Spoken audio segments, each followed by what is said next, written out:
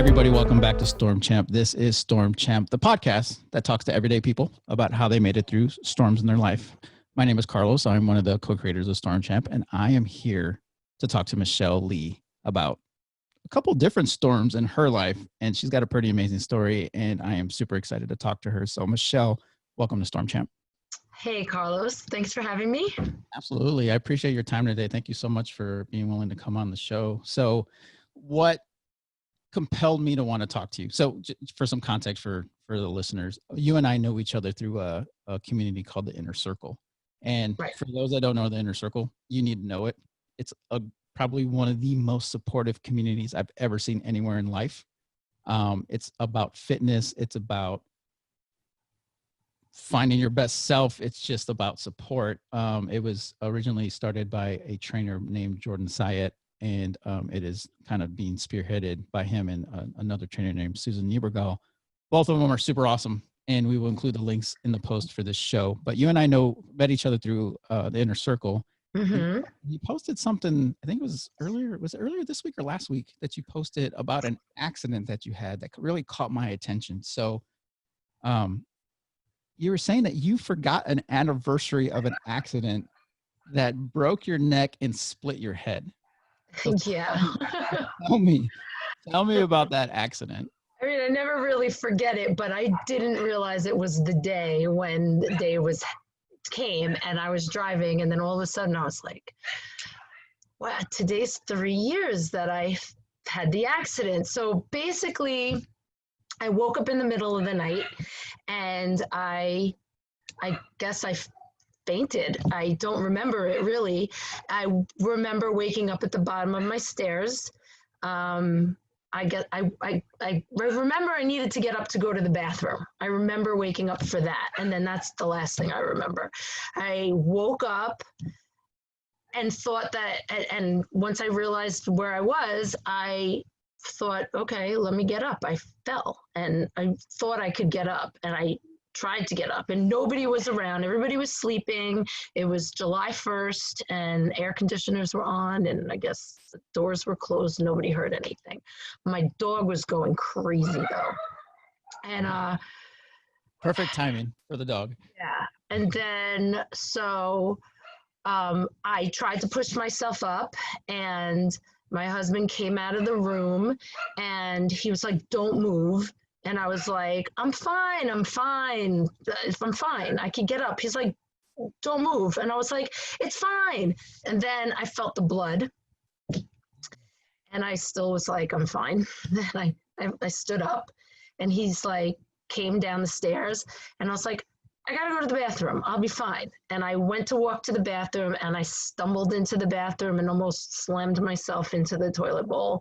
And he's like, I'm calling an ambulance. And I said, no, it's gonna take too long to get an ambulance. Let's just drive. And he was like, you shouldn't be moving. And I'm like, I'm fine. And I made him put me in the car, and we drove to the hospital. And they immediately, I bypassed triage.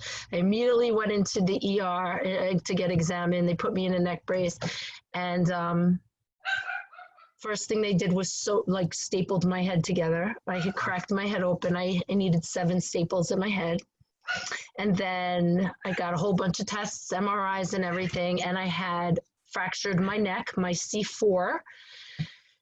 And they said it was a stable fracture, but the C4 is really, from what I understand, I'm lucky that I'm walking. Right. I'm lucky that I'm alive.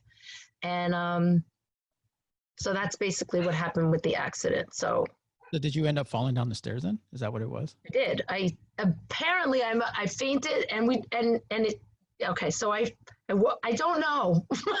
Honestly, I don't know. Yeah. What I would guess is that I fainted, hit my head, and then fell down the stairs.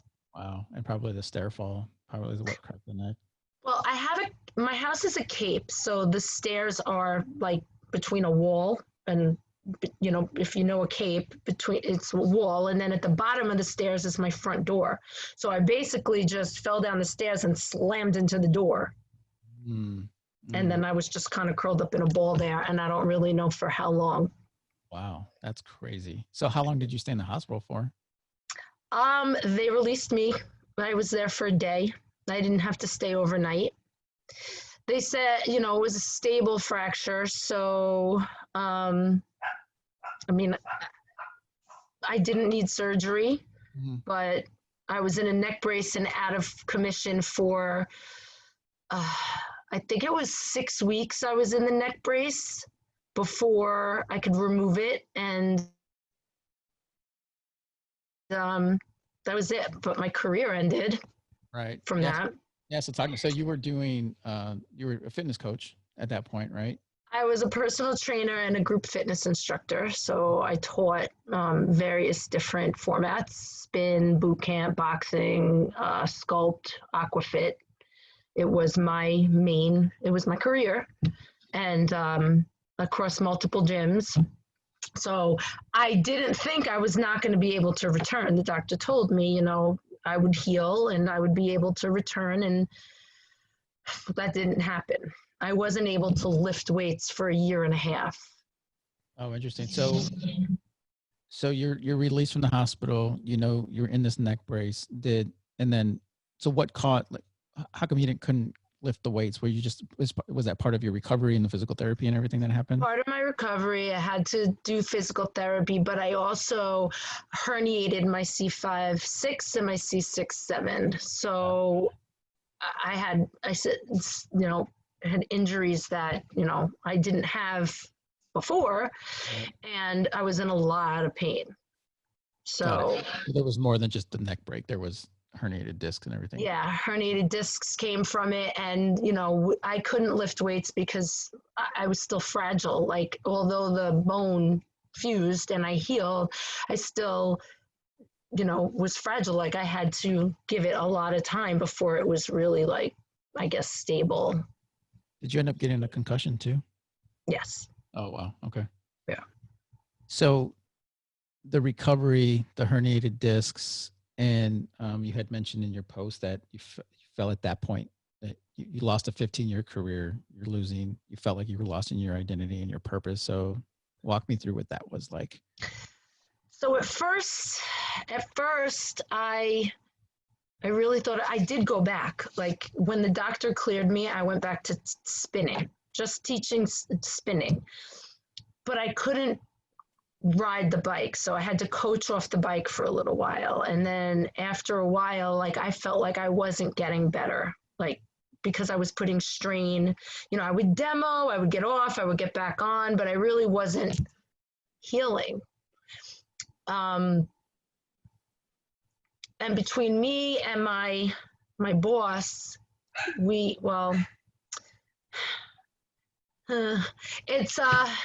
I kind of got pushed out. Like, they weren't willing to wait for me to heal the whole time. Yeah. So I kind of got pushed out in a not so great way. And it led to me feeling like I wasn't good enough. I don't know if that's the right way to put it, but I got pushed out, and I didn't want to be pushed out. My career was everything to me. It was my passion. It was my purpose. I wanted to return to it, and I wasn't given the opportunity to do so. I was like damaged goods. Like, that's how I felt. So you mentioned your passion. I'm sorry, go ahead. No, that's okay. Go ahead. You mentioned that you felt it was your passion and your purpose. And so I guess if we go back a little bit more in time, then is you talk about how you had a journey where you lost 100 pounds. And that was amazing. And thank you.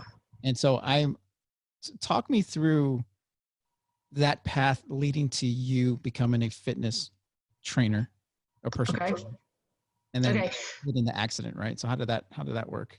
Okay, so I've been overweight my whole life from 8 years old, and I don't know. One day I seen a picture of myself. I was miserable. I was almost 300 pounds at one point. I was in my early 30s, and I saw a picture of myself, and I was just, my knees buckled from this picture. And it's not like I wasn't miserable, because I was always miserable and self-conscious, but that picture changed everything for me. And then the next day I just joined Weight Watchers and a gym, and that was it. I just was on a mission. Gym became my church. I fell in love with fitness and I lost the weight. And as I lost the weight, I fell more and more in love with fitness. And I was like, this is what I'm supposed to be doing. Like, I want to help anybody who feels the way I felt before, feel the way I feel now. And I would have people come up to me in the gym and say to me, are you a trainer? And I didn't look like a trainer. I wasn't even at my goal yet. Like, I'm a thick girl, like that's just the way I'm built. But I'm strong and fit, and people ask me that. And I said to the gym manager, I want to be a personal trainer, but I got to wait till I'm at my goal. And he said, why do you have to wait till you're at your goal? And I said, because who's going to take me seriously? And he goes, let me tell you something. He goes, my dogs are very distracting. Do you hear them? It's all good. Yep, it's all good. We'll hear them a little bit in the recording, but they'll be all right. You're doing great. Oh, something must be going on outside. Anyway, he said, let me tell you something. You know what you're doing, and you are very motivating and inspiring. And if you get into the fitness industry, you'll notice that not all fitness trainers look like they should be on the cover of Muscle and Fitness magazine. It's not about what you look like. You could look the part and not know anything and be really unmotivating. You have what it takes. I think you should do it now. And I took his advice and I went and got certified, and I did a very intense program at Hofstra University. And I went all in, all in, and I got certified as a personal trainer. And that's how it started. And I started with just people I knew at Weight Watchers who wanted my help, and privately very intimidated by going into a gym because I had this hang up that I didn't look the part, so I wasn't going to be taken seriously. Right. And then something changed in my life financially, and I was like, I need to make more money. And I walked into a gym. I took every insecurity I had, walked into the gym and said, are you hiring? And they said, no, not right now. And I said, okay, well, I've lost over 100 pounds and I sold myself. And by the end of that conversation, she was like, oh, have you ever seen our gym? And I was like, no. And she was like, come take a tour. And I was like, okay. And she was like, have you ever worked the floor before? And I said, no. And she goes, well, I can't put you in as a personal trainer yet, but if you could work the floor and do orientations and maybe try and pick up clients on your own, we could do it like that. Mm-hmm. And within the first month, 6 weeks, she was like, you have sold more personal training packages than anybody I've ever seen. She was like, we're moving you off the floor into the personal training studio. Awesome. And I said, all right. And that's how it all began. So you mentioned, I want to dive a little bit deeper into the weight loss and kind of how that went. Because you mentioned seeing this picture and then something just changed at that point. What was that thing? Like, what changed for you? I was standing next to my sister, and we were at my other sister's wedding. Both my sisters, I'm the middle child. Both of them are thin, tall, never battled weight in their life. And when I went, I like I said, I was always really unhappy and insecure and felt less than. And always started a diet. I was starting a diet at the beginning of the day and woke up gung-ho, and every night I went to bed a failure because I didn't do it. Like, woke up doing all the right things, went to bed eating a pint of Ben & Jerry's and pint of lo mein, whatever.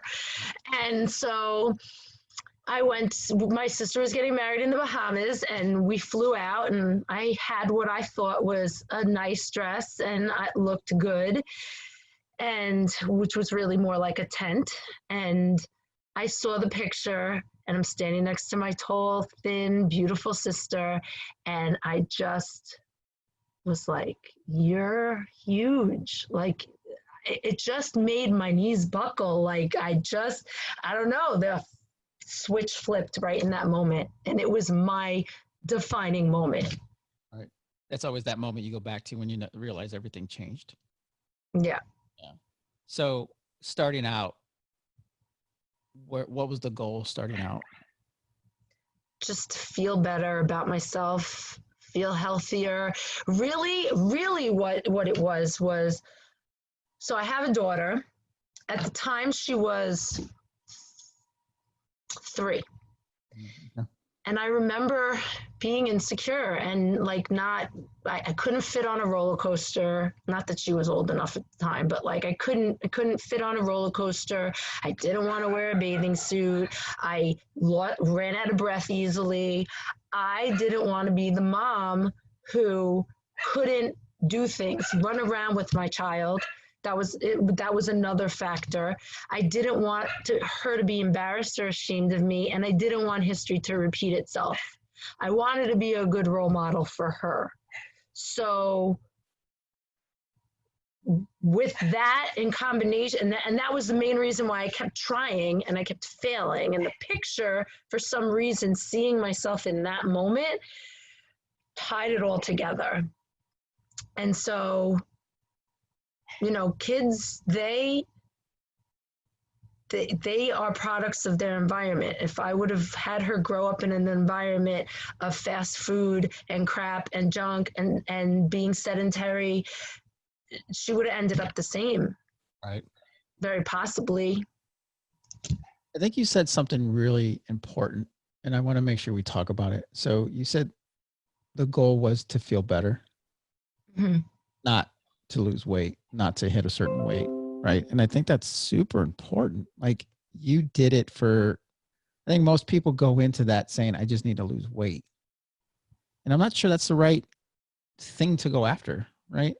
You saying I wanted to feel better is very different. And that's, I think, is awesome. And I think that's a key takeaway to all of this is like, okay, yes, you want to lose weight, but why? Like dive into why you want to do that. Like what's driving that reason behind it.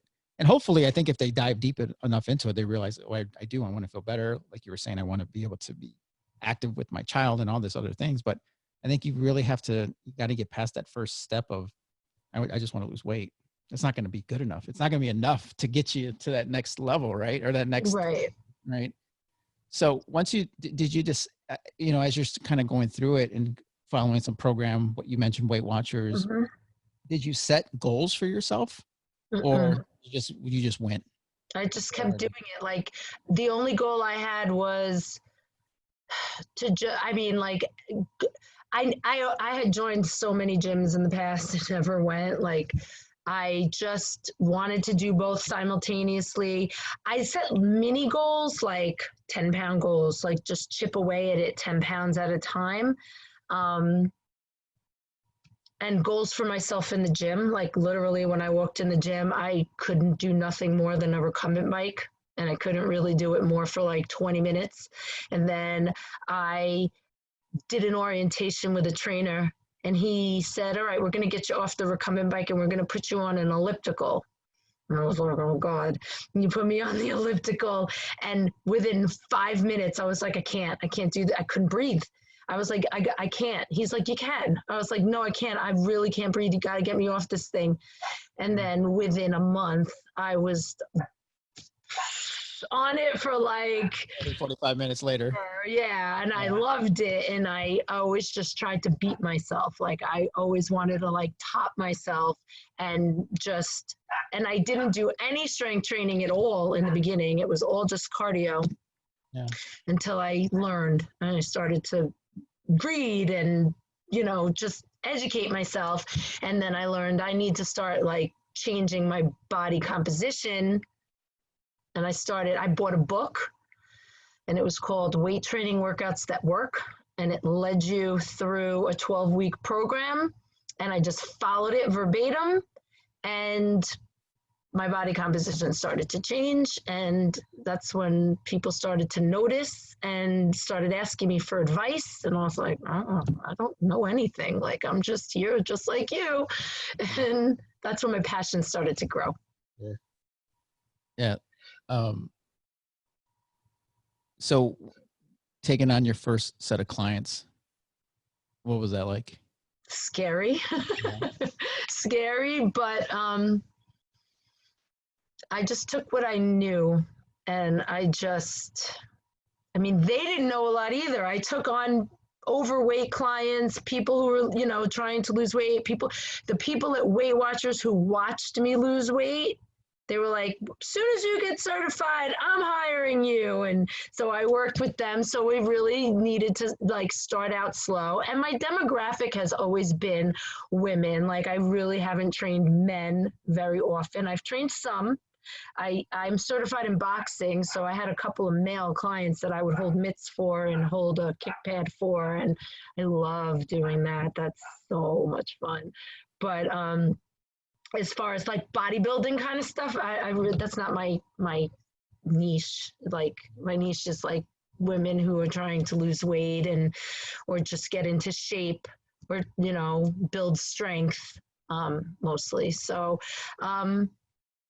I was confident, but nervous. Right. I mean, I guess starting out as, anybody would be. How long did it take you to lose the 100 pounds? A year and a half. Okay. And so getting to that, like, let me ask you, how did it feel when you hit 100? Like, cause I'm sure you're tracking, right? So like you knew yeah. it was coming. Yeah. Yeah, I went to my weigh-ins every week. I was in my meeting every week, and it felt amazing. It felt like a huge accomplishment. I was very proud of myself, and I changed because of it. Like I don't think I became immediately more confident. Like I think that's a mental thing I had to go through. Like I did not become more confident when the weight came off.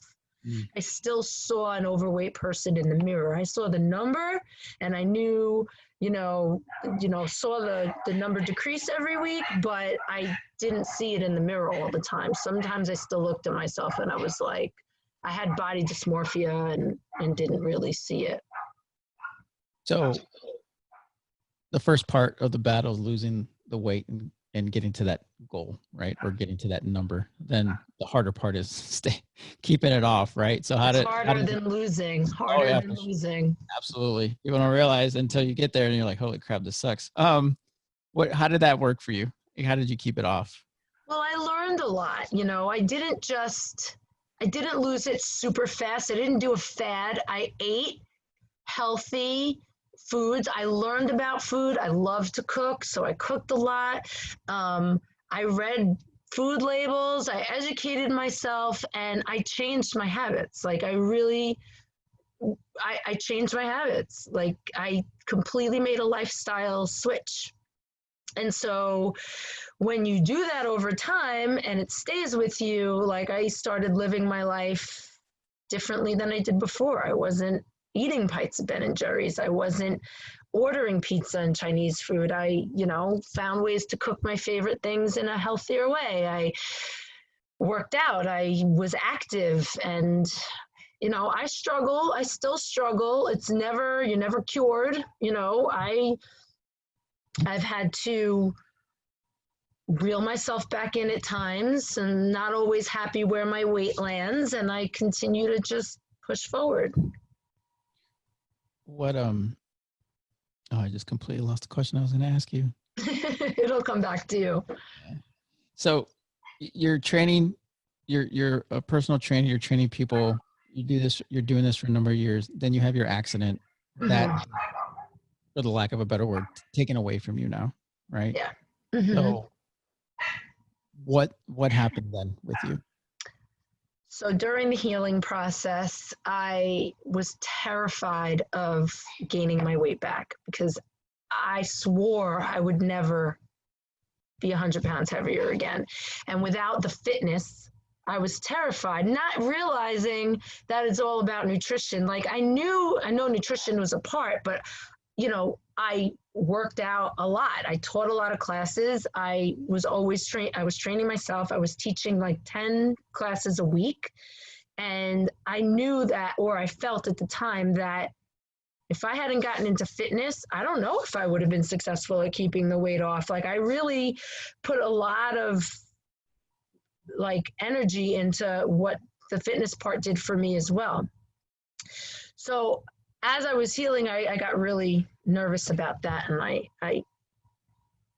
I kind of did some not the best things. Like I drank shakes and I tried to, you know, restrict to keep the weight off, but it didn't work. I did gain weight. And I know you saw the pictures of kind of like the timeline. I did gain some weight. I gained about 25 pounds. I ended up getting a desk job, which I hated because I need to move. I love to move, but I had no choice. All I was allowed to do was walk at the time. And I got very depressed, very depressed. I was very dark to the point where I was even pushing my friends away. Like I was such a drain on them because I didn't realize I was complaining all the time, but I was complaining all the time. I was having a pity party. I was like, I don't even know who I am anymore. I've lost my identity. I've lost my purpose. I can't do what I love. And I was not in a good place at all. At all. I felt hopeless. I felt broken. This is what I felt. I pushed a lot of people away in my life that I cared about, and not because I wanted them out, but because I became exhausting, I think, to deal with. How'd you get out? Well, one day, I was working this desk job, and I was miserable. And then I started having some stomach issues. And I went to a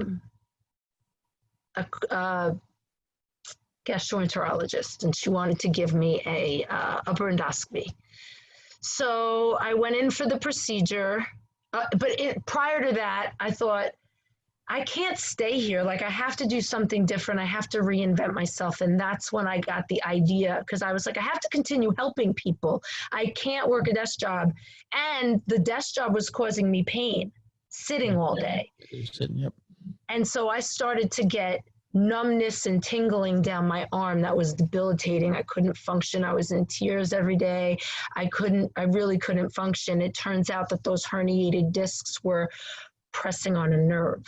Mm-hmm. And so I had to get more MRIs, and I was clear to do a little bit of weightlifting, but once that happened, I couldn't.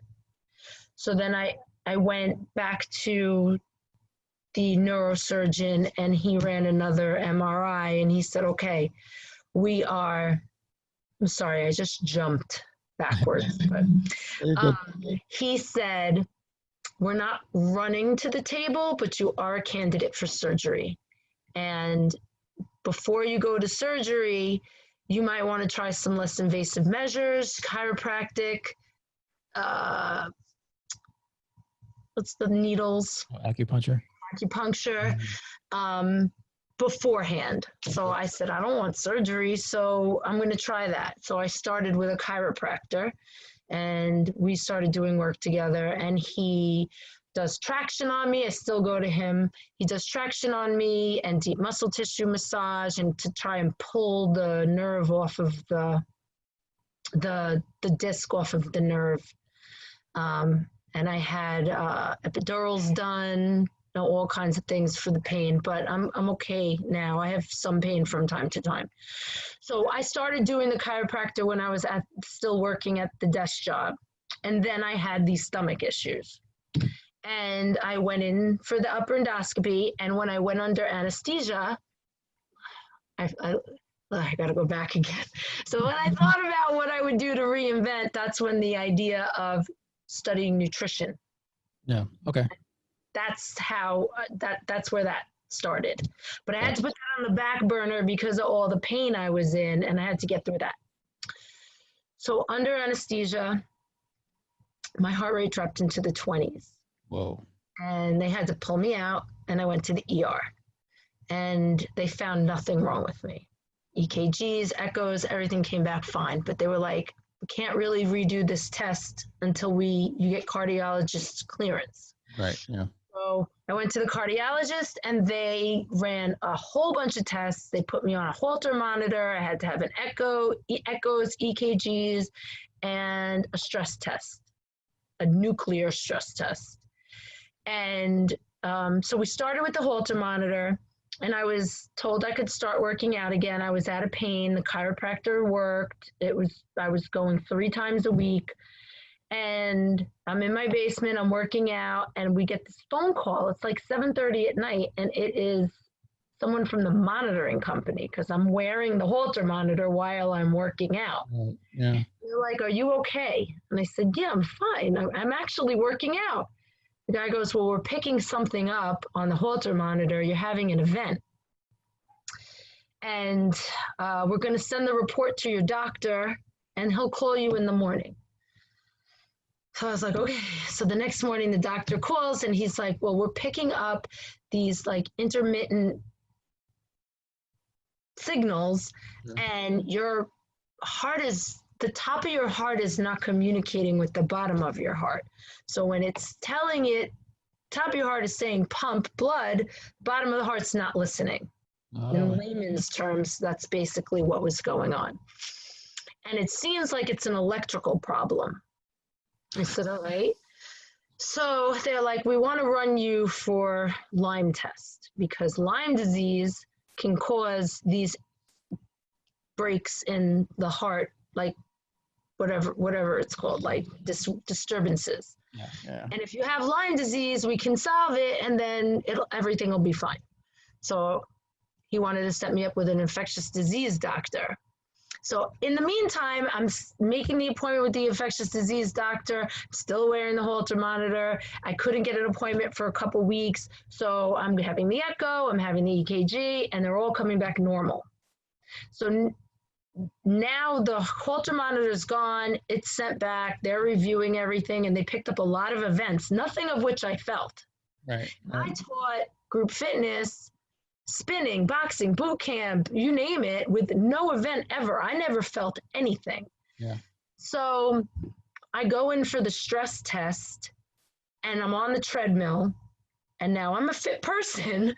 I can run. I've run half marathons. Like, those were some of the goals that I wanted to achieve when losing weight. I started running, and I can't run anymore. I can't do anything impact anymore. But I'm on the treadmill. I'm walking, and 3 minutes in, I cannot breathe at all. Like, I can't breathe. I'm like, I have to stop. I have to come off.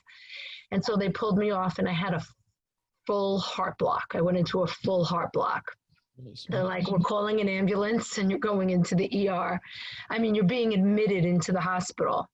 And I said, "Admitted?" And they're like, "Yeah, we can't let you come out because you can faint at any given moment behind the wheel of a car, crossing a street, whatever."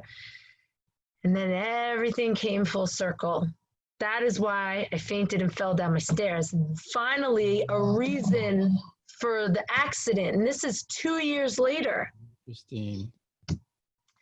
So I'm in the hospital for 6 days, and they're doing all kinds of tests. The infectious disease doctor came to me. Turns out I did not have Lyme disease.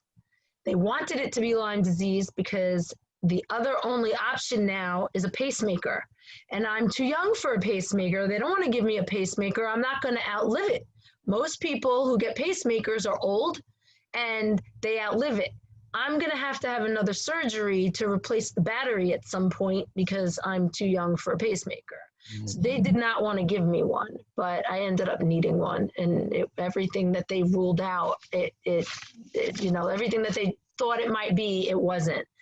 So it turns out that my sinus node, which is your body's natural pacemaker, wasn't working. It didn't fire.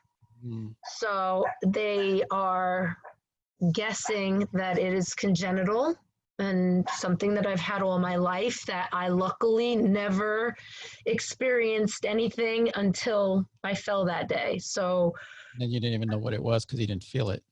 Yeah, I don't feel it. I don't feel anything. So having a low heart rate was normal for me because I'm fit, and fit people have lower heart rates. Heart rate's better. They never sent out a red flag or anything. So I have 2 leads. I have 2 wires, one in my atrium and one in my ventricle. And anytime it picks up, where my heart rate drops to a place where it shouldn't, it kicks in. it's not always working. I don't always need it, but it'll kick in so I never have a almost fatal accident again. And that's pretty much what happened with that. So and it feels like you're getting hit a couple times, or like over a few year period, right? So where were you? What was your head at that point? well, when I was cleared to work out again, and before I found out about the heart thing, when I was cleared to work out again, I was really gung-ho about it, and I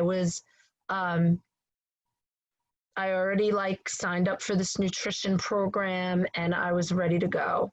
And I started and I was feeling great. And then I had another episode with the disc pushing on the nerve. And so that set me back again. So every time I started to build momentum, I fell back.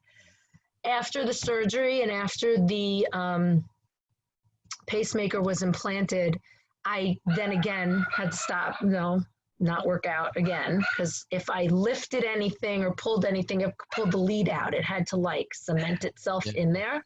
Yeah. And that's when I threw myself into nutrition. I didn't have a job, and because I had gotten laid off from the office job when I was wearing the Holter monitor. They let me go.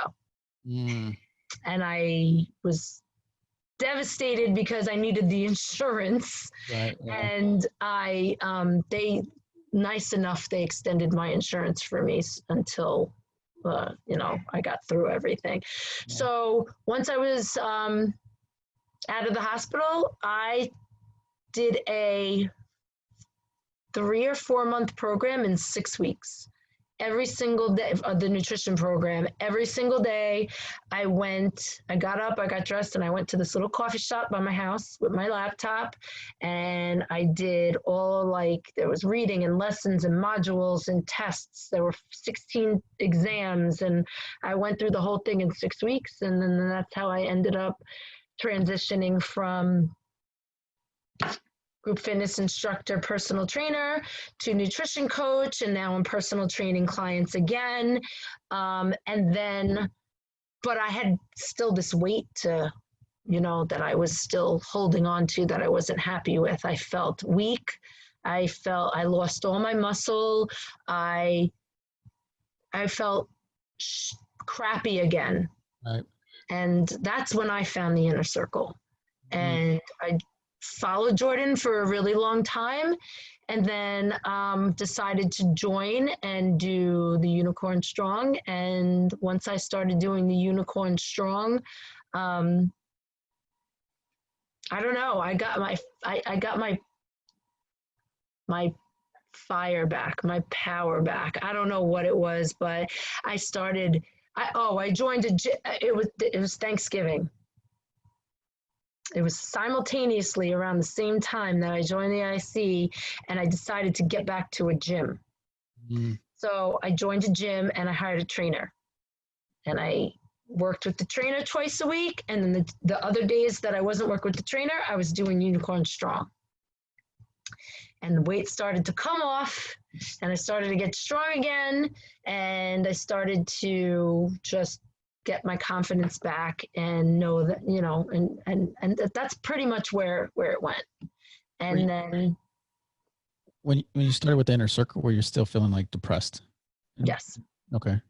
And so part of the journey for you with the inner circle was coming out of that depression into. I think between hiring a trainer and getting back when I got back in the gym, I felt alive again. Right. Like, that's where I belong. I belong in a gym. I need metal in my hands. I need to lift. Like, it's just it's how I feel. I don't know how to explain it, but that's like home to me. Like I said before, when I was losing the weight, like the gym was my church. Like I needed to be there all the time. Getting back in the gym kind of put that fire back in me too. But I was also scared to work out too hard. I was, dealing with limitations I never had before. Mentally, I wanted to go as hard as I always did. Physically, I wasn't capable of it. And I had to remember, I can't lift anything overhead anymore. I can't do anything plyometric anymore. I have to be careful. I can't internally rotate. So I have to do a lot of things on my fists. And, so I have to be very, very careful because this injury, although I am recovered from it, I suffer from pain, Yeah. I still suffer from pain. So now what's happening today then? I watch you on Instagram. I know like you showed, I think your weight, like the graph was yesterday or today. You showed a graph. Yesterday. It didn't show my weight. I showed you showed the trend lines, right? Yeah. Mm-hmm. So what's happening today then? Like, how's everything going? Everything's great. Like, I'm super motivated. I gave myself, so when the pandemic happened, I couldn't go to the gym anymore. Right. I was so in my rhythm. Like I was like, what do you mean I can't go to the gym? That's when, I really went like, I did rapid fat loss then because I was gaining weight. I was inactive. I lost all of my activity again. So for the audience, rapid fat loss is one of the programs in the Inner Circle. Yes. I needed to get like some weight was creeping back on again. I was inactive. I wasn't moving at all. So with doing that, and then I gave myself a challenge of 10,000 steps a day. Mm-hmm. Every day, I was like, I'm hitting a minimum of 10,000 steps. So I started walking every day in addition to my training. Sure. And I have a lot of equipment in my basement from my training, going to clients' house. So I lift not every day, 4 times a week. And I just started moving more. Yeah. And it's become a thing for me. Like I every day, like I have not missed a day. It's 78 days now. So May 2nd was the day I decided I was going to start doing this. And every morning I go out and I walk 10,000 steps before my day even starts. Yeah. How did you handle the beginning of like the COVID stuff? And the reason I saw for context, like the beginning, like it took me 6 weeks, 6 to 8 weeks to like feel like, okay, what am I doing here? Like there was like this weird fog for like 6 weeks. Yeah. So how was it for you?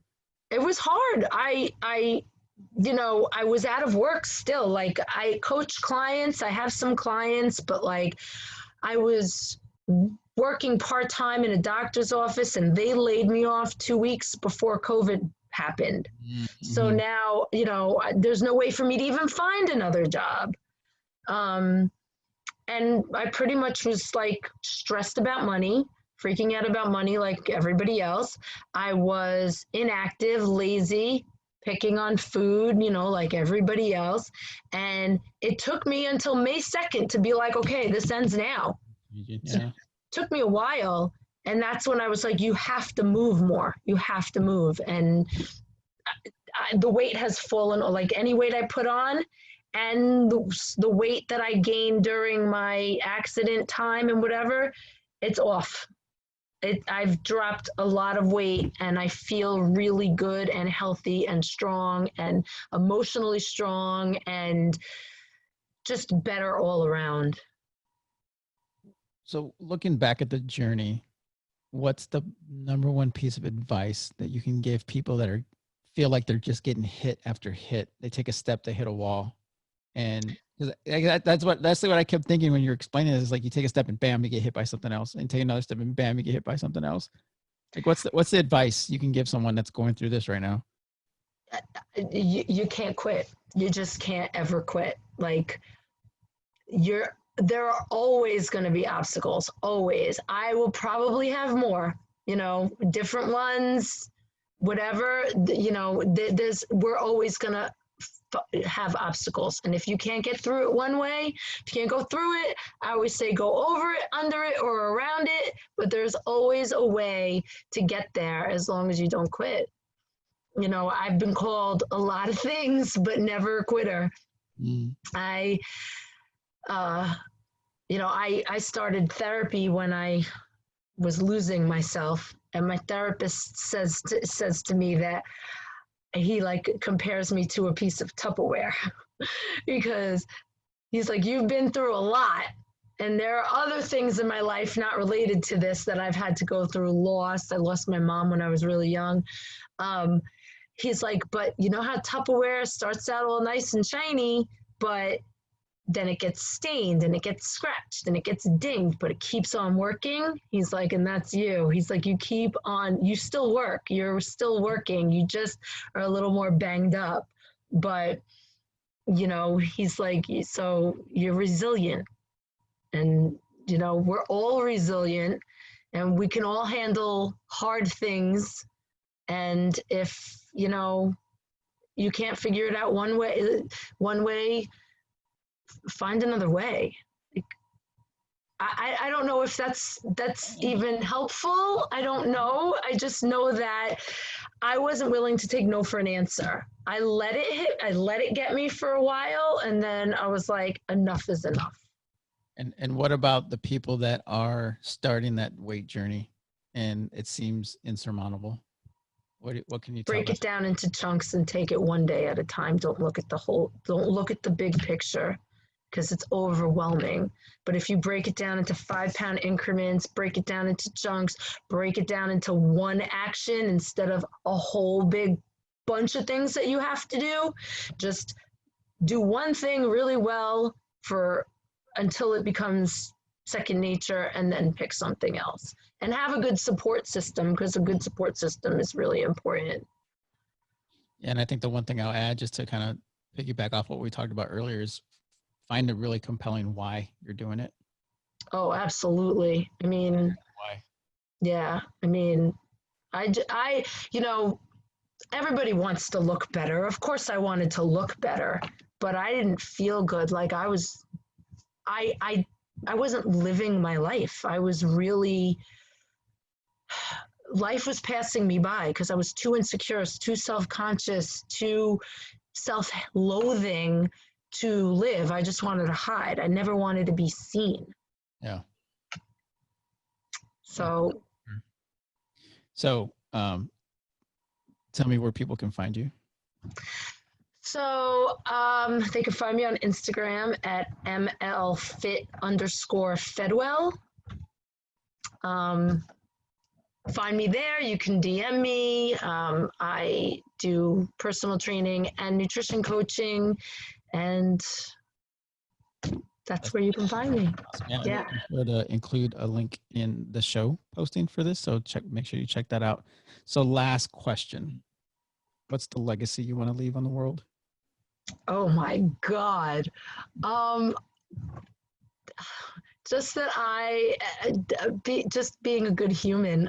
That's really it. Just being a good human and staying humble and grateful and kind. And I don't know, that's it. That's all. No, that's good. That's what we should be. That is a perfectly great legacy. Just be a good human. I love it. All right, everybody. If you want to check out our website, please visit our website. I said that all wrong, so I'm going to edit that and start over. Please check out our website at stormchamp.com. There you will find links to all our previous posts, previous episodes, and to all of our social media. Michelle, thanks again. It's been a pleasure, and I appreciate you coming on the show. Oh, well, thanks for having me. It was fun.